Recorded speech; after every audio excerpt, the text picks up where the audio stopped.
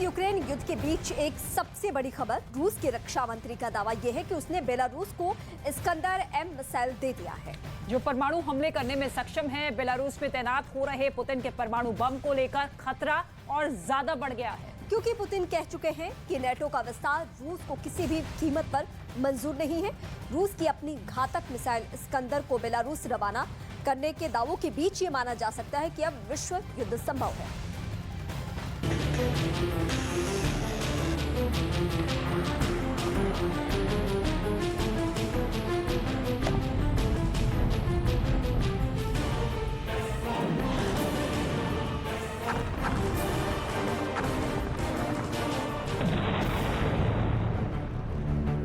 महायुद्ध में दिखा पुतिन का क्रोध।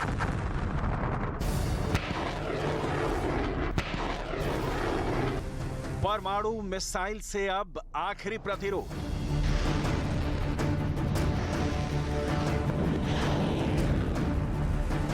पुतिन ने तय किया परमाणु युद्ध।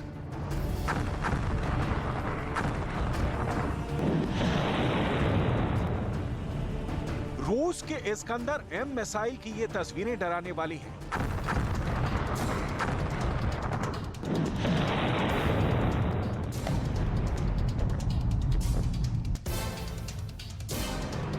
एक एक तस्वीर महाविनाश की कहानी बयां करने वाली है। एक के बाद एक मिसाइल दागकर रूस पहले ही सुपर पावर अमेरिका की नींद उड़ा चुका है और अब पुतिन ने 1 साल से भी ज्यादा वक्त से चल रहे महायुद्ध में आखिरी दांव चल दिया है। रूस के रक्षा मंत्री ने दावा किया है कि रूस ने बेलारूस को इस्कंदर एम मिसाइल दी है, जो परमाणु हमला करने में सक्षम है। रूस ने अपनी घातक मिसाइल इस्कंदर को बेलारूस रवाना किया है। अब यही इस्कंदर मिसाइल टैक्टिकल न्यूक्लियर हथियार फायर करने में इस्तेमाल की जा सकती है। सबसे पहले आपको इस्कंदर मिसाइल की ताकत के बारे में बताते हैं।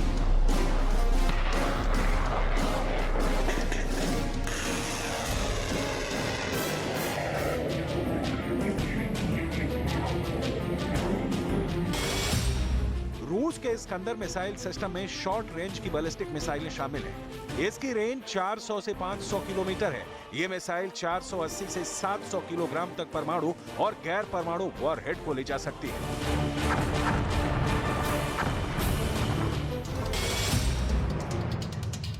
ये समझना भी बहुत जरूरी है कि जिन टैक्टिकल न्यूक्लियर वेपन की तैनाती का फैसला किया गया है, वो असल में होते कैसे हैं, काम कैसे करते हैं और इससे नुकसान किस स्तर का होता है।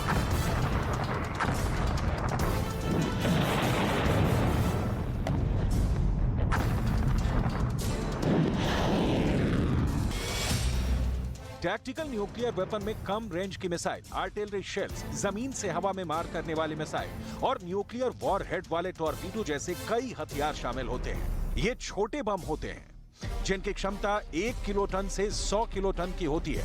हिरोशिमा पर गिराया गया बम 15 किलोटन का था।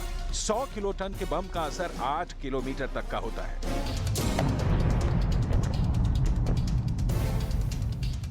साफ है कि टैक्टिकल न्यूक्लियर हथियार सिर्फ और सिर्फ तबाही और मौत लाते हैं, मौत जिसकी जिम्मेदारी कोई भी नहीं लेना चाहता।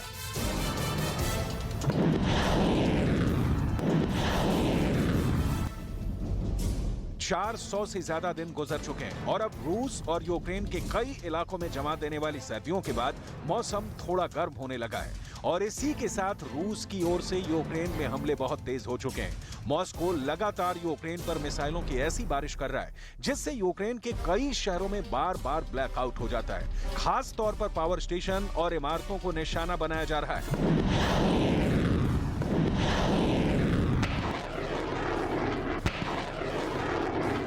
ताकि कीव का प्रशासन ऐसी चुनौतियों में उलझ जाए जिससे जंग पर ध्यान कम हो जाए और रूस अपनी सेना को पूर्वी और दक्षिणी यूक्रेन में आगे बढ़ा सके।